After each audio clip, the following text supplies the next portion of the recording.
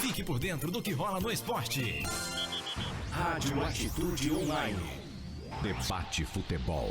A opinião que pesa.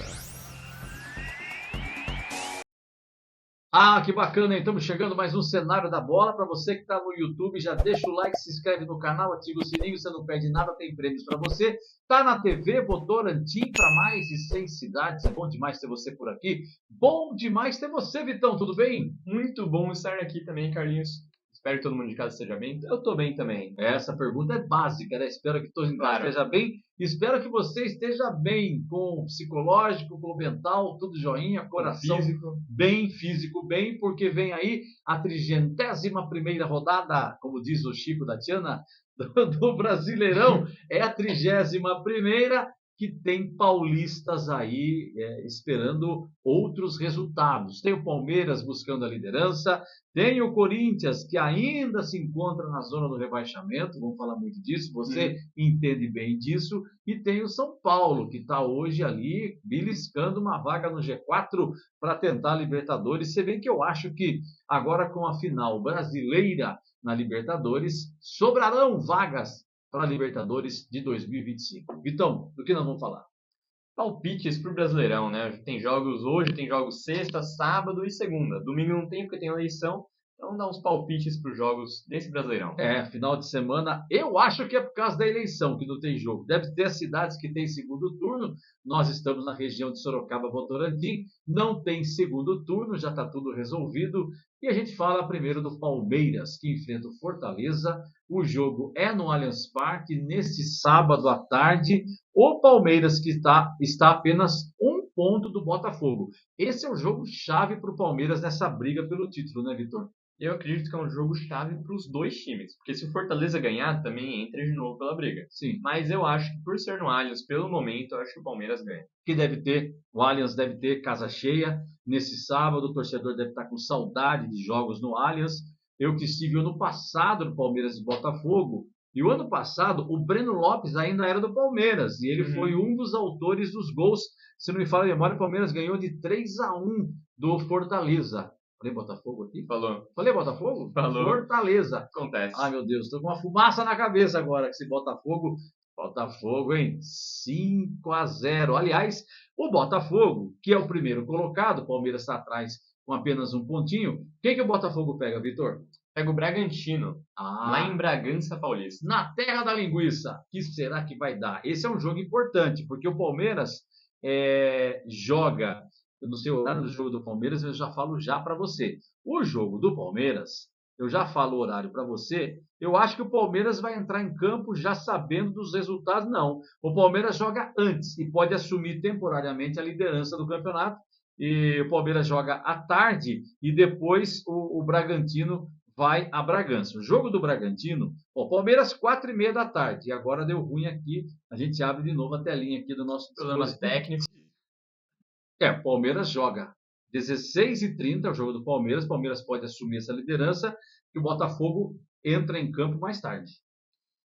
Mas eu não acho que isso seja uma grande vantagem. Eu acho que todos os times vão entrar para ganhar. Sim. E todos os times têm uma motivação aí. O Bragantino também não é um time que está tranquilo na tabela. Ele está lá embaixo. É verdade. E, apesar de não ser um dos principais times brigando ali na zona de rebaixamento, ele está ali próximo.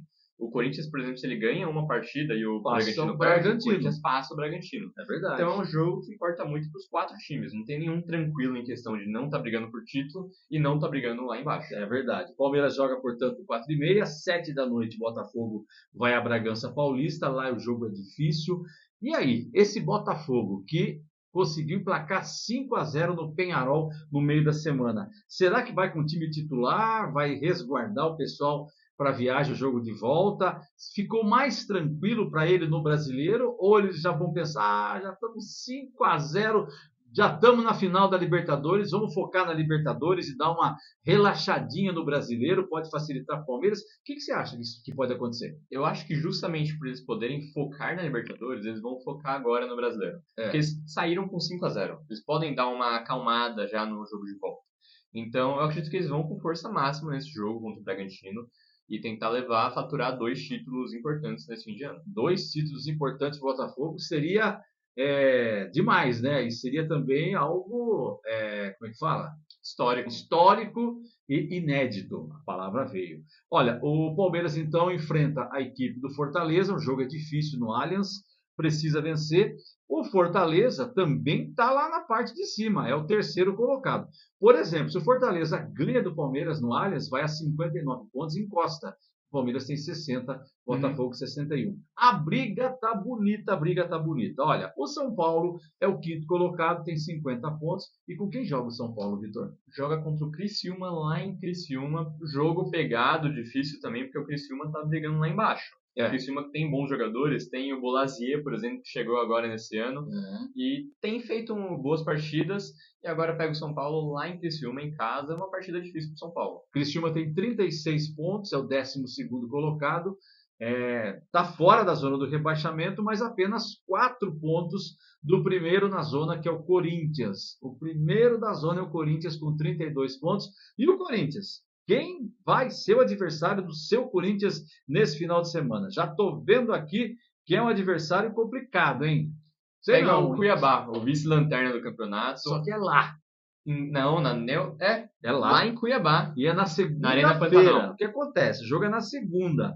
E dependendo dos resultados, por exemplo, se o Atlético Paranaense vence o Cruzeiro no sábado, o Corinthians que joga só na segunda pode cair uma posição e a pressão nessa zona do rebaixamento pode aumentar.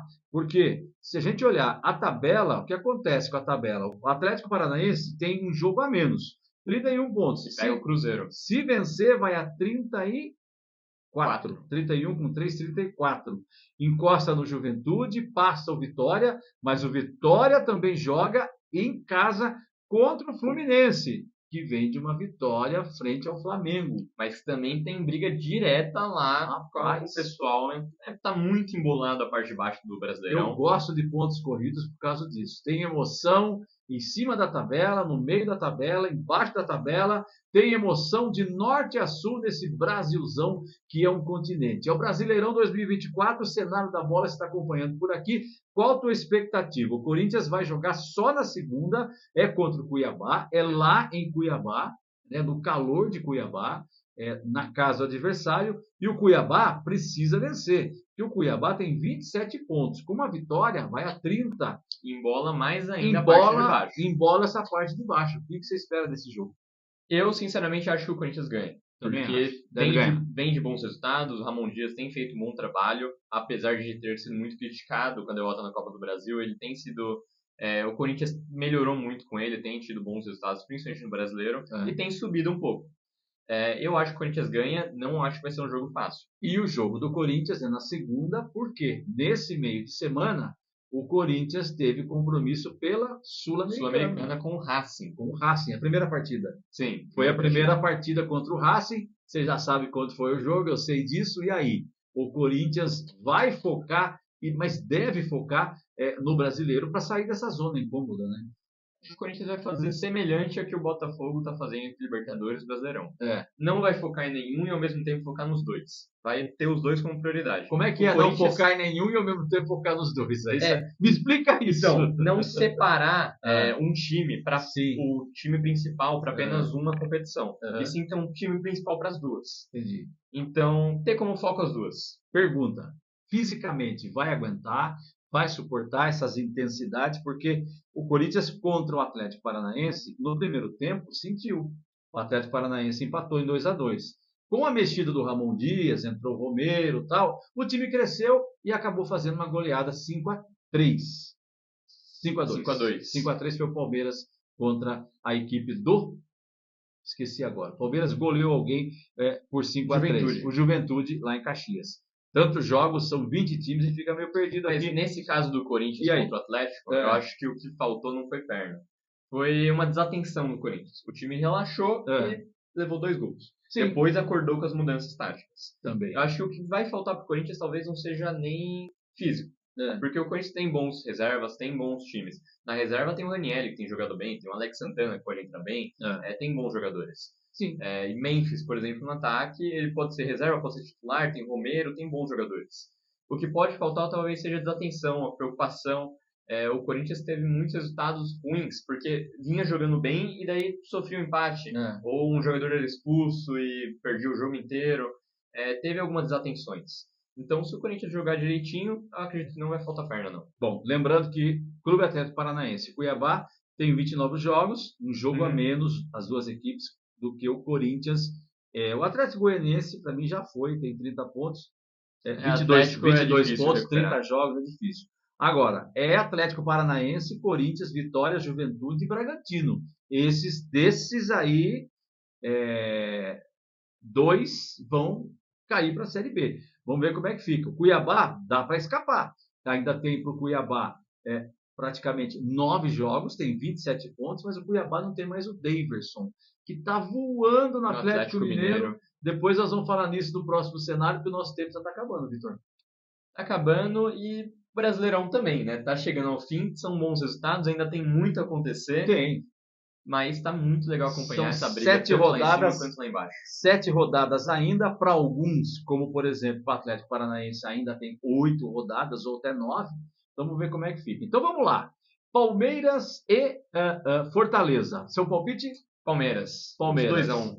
Palmeiras 2-1. Tô com você. O São Paulo que enfrenta o Criciúma lá em Criciúma. Empate 1-1. Eu acho que dá São Paulo 1-0. São Paulo 1-0. Acho que empata 1-1. Mas um jogo difícil, viu? E só na segunda-feira, Cuiabá e Corinthians. Esse é um jogo complicado, hein? Cuiabá jogando em casa. Se bem que a torcida lá uma segunda-feira, 7 da noite. Eu acredito que vai ter muita torcida do Corinthians lá. Provavelmente. Do Centro-Oeste, né? Que vão para lá. A própria Fiel vai. É que o horário é complicado. Eu acho também, que esse jogo 2-1 Corinthians. 2-0. 2-0. 2-0 Corinthians e... Tô mais econômico que você. O Corinthians sempre toma um golzinho, porque a defesa do Corinthians, às vezes, é daquele jeito. É muito boa, mas é desorganizada ao mesmo tempo. Às vezes sim. É isso aí, gente. Obrigado você que esteve com a gente na TV Votorantim para mais de 100 cidades.